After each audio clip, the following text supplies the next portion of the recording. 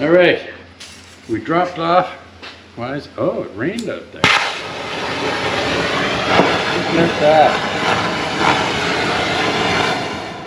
We dropped off our 2 transmissions at A&C Transmission, Edmonton. And he took the one that came out of the car apart, and it has had repair on it. So we're going to, we need to know the serial number to make sure we have a right alternative case, if that makes sense. And so to find that, there's a bit of water in this. It was sitting outside, and this is monsoon season. So anyhow, I got to finish taking this bottom chrome off, and I was showing you guys the other day how we take it off with a bit of heat. Pop these right loose. Let the heat go in. And piece of cake, just like that. It's just that easy, folks. So I just want to get this out so I can finish cutting this windshield out. And then I can call Todd at A&C Transmission and give him the numbers. Because we have a spare case, we have spare parts. We need to know what's going to work.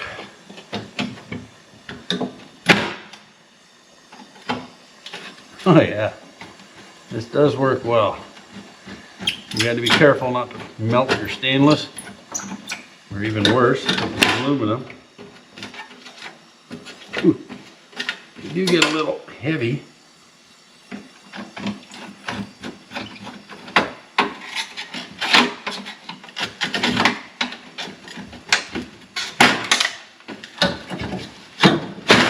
Okay, I'm gonna have to go around.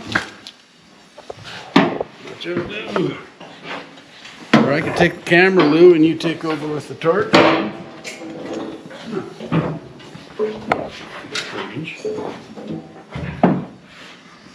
Okay. Now above this windshield we found all that rust. And before we can do any sandblasting, we know we got to pull all the glass out. And the dash too. We don't want to do any more damage than necessary. I'm also looking for the name of a good place to get welding gas, a welding supply store. But I'm in Grand Prairie, Alberta. So I don't know how many options I have up here. It's time to look around. I've been gone. Ooh, I got that one pretty hot. Good thing it's a stainless molded. And all the stainless can be polished. Okay. And all these screws will be replaced, of course. See if this one comes on its own. Nope.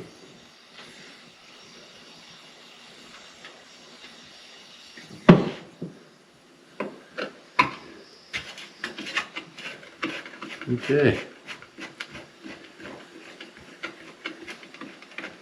That should do it.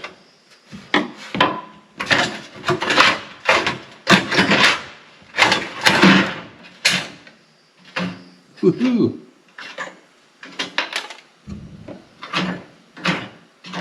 Wow. Okay. Put it here. Be very delicate with that. Lou, you think you could hand me that cutter there? Okay. So, this is old school. My whole life I've wanted to get one of those electric ones. Here's the cutting blade, there's the pull handle. This is how you fall off a hoist, because we jam it in and we start cutting. Now, a lot of this top part doesn't really need to be cut because there's no metal behind it. But the side will. Whew. So you get that right underneath the glass. Now, these old school windows didn't have urethane holding them in. It was just butyl. Butyls pretty easy to cut. Comparatively. Sometimes you can just use a big old X-Acto knife, box cutter.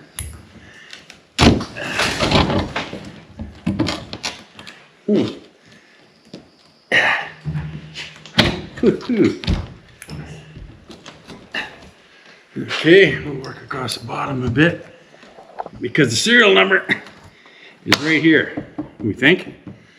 And I've got to get this out so I can clean it up enough to read that number. Because Todd's going to want that. Okay.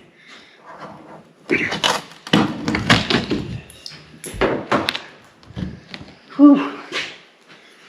Okay.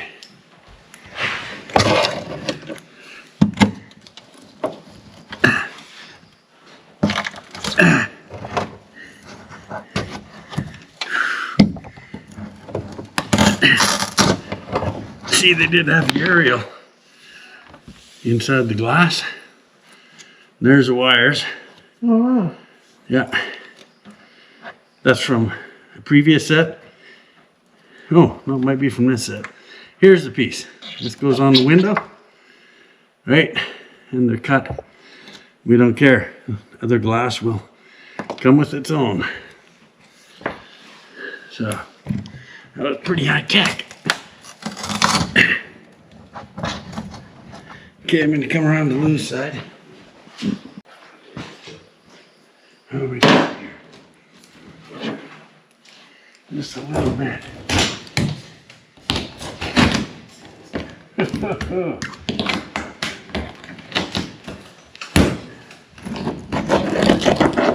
Not a lot of metal.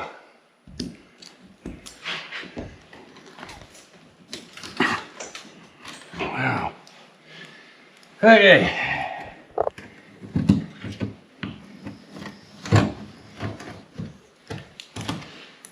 There's two screws here that hold these little rests, and you put those in and it stops the window from sliding down too far until the glue dries. Anyhow. Is that on newer vehicles too? Like that, those little... Newer vehicles, some of them just have a rubber block. There's all different ways they do it. Usually it's just a little rubber block nowadays. But definitely there was many that had a screw. Some of the windshields come down and they have a piece of urethane glued to the windshield. When it sits down, you just run a self-tapping screw.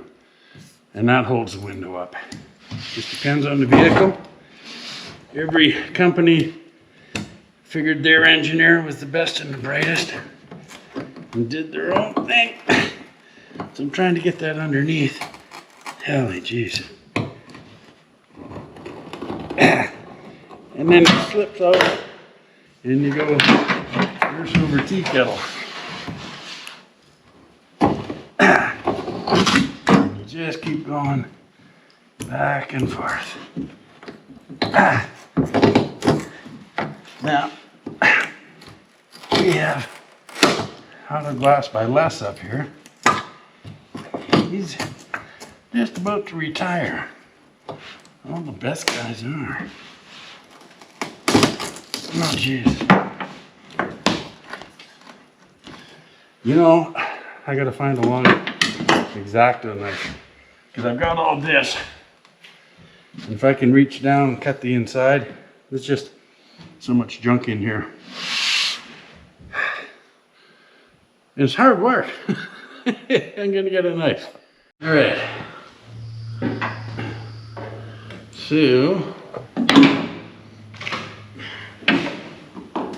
just to help it a little,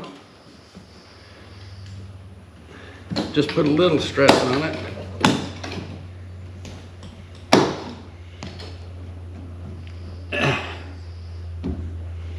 Make sure you're wearing safety goggles.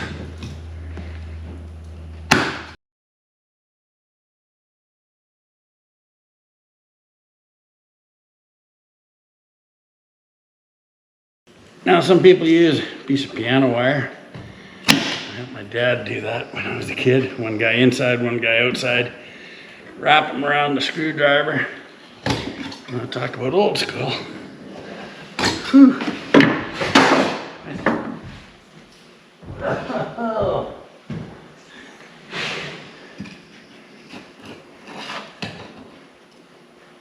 I suppose I could take those out, but I don't usually need to.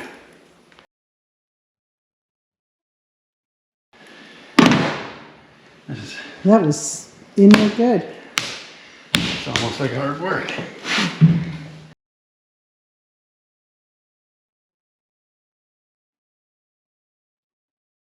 Now, when it starts to come out like that, you gotta watch, because the glass will start popping.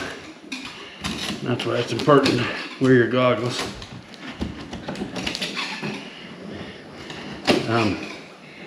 I'm surprised this window's staying in so well.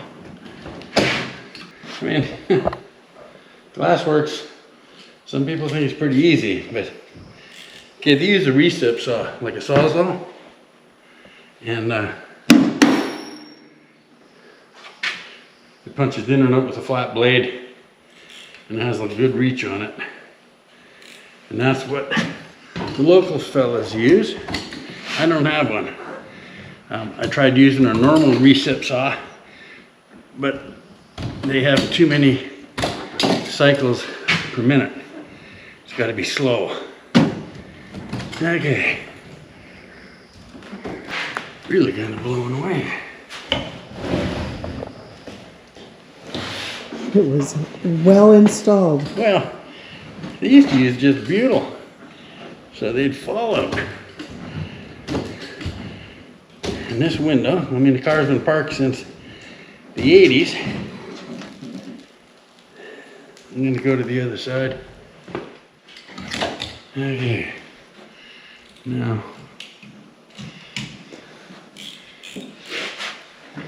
I was working up in a Nuvik when I first started doing urethane windshields. I think Hondas were the first ones I did. And I was using an air chisel to get them out. I mean, you'd cut the window out and then we'd use an air chisel to get the structural sealant off. And I thought that was pretty freaking crazy. But that's what we did up there for quite a while. Wow. Okay. Try some more here. It's we're getting there. Patience. And Band-Aids. Lots of Band-Aids. And when you're cutting out, say, newer urethane windshields, the fumes are a concern, and you want to wear a mask because as it heats up, it gives off some smoke. So on those new windows, I guess anything newer than this. And the way this is cutting out, it makes me think maybe it had some urethane in it. Wow.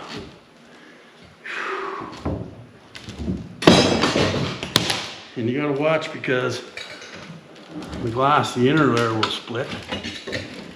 And you can slash yourself to ribbons on it.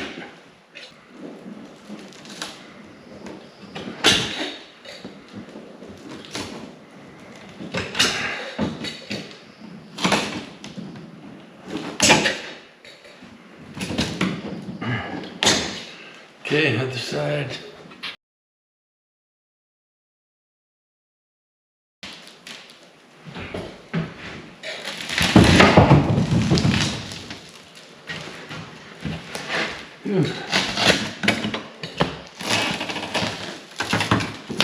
So as you can see, it's just that easy, folks.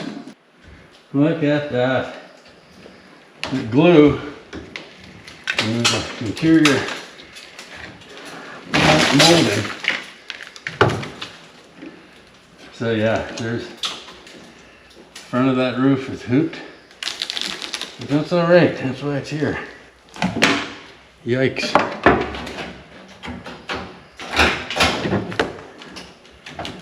Yeah. Yeah, we may we have some issues. Now I'm gonna go over there with some sandpaper and see what that serial number says. Okay. Okay.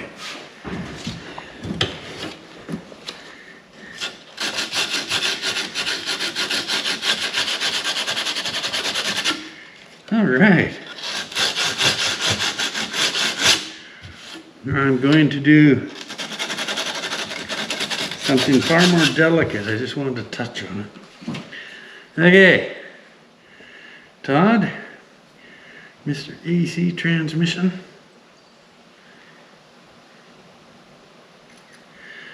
If he blows that up, no, I'm gonna have to get some Scotch-Brite.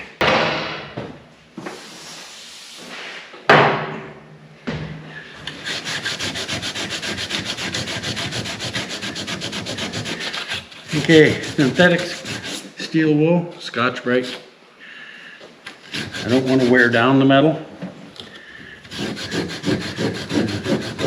Customs would frown on a tag that they can't read. I will eventually probably soak this with some molasses or some kind of citric cleaner. But for now, I just got to get this tag sent off to Todd.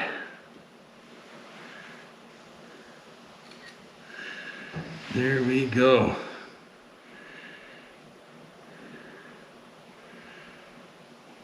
All right. So by using this, Todd will know many things about the car. I sent him this tag, and with the serial number, it tells you motor, plant, numerical order it was produced in. We can go to GM. We can get this all broken down to get an exact, like a build sheet. I'm not sure if there's one hidden around yet. We shall see. But So can you fix that roof? of course, you can always fix stuff. What it comes down to is it cheaper to replace or to fix it. And this is a tough one. That's pretty nasty. Inside. Yeah, you see the sun visors were hiding. There's an inner brace all the way across there. And that's gonna have to be replaced. I imagine I can get that. If not, I think Brandon has one. So that's why we don't give prices. You never know what you're gonna find. This all looked great. The window was in, sun visors were up. We didn't see it. You start beating on the car, stuff starts falling apart. Now, I could still replace the front of the roof skin, but I haven't decided, if I'm gonna do that inner, I might have to do the outer. And this is the big question, and the answer to that question changes the cost quite a bit. Of course, we always try to make up time wherever we can. That's a bit nasty. So first we're gonna check on prices. See, right in here, you can see there's a header that goes all the way across the car, and there's a giant hole in it now that was covered by the visor. I didn't see that. So anyhow, we'll see. We're gonna find out, we're gonna price out replacing the roof, the header, or maybe doing it on our own. We're gonna figure that out. When you go to do stuff like this, you need a new windshield to fit, to make sure you got everything sitting in the right place. We will take measurements now, even though there isn't much to measure, but we have an old windshield as a fit for now. Anyhow, it's a bit of a can of worms, but that's all right. And that's why we're here. We'll fix it. Cheers.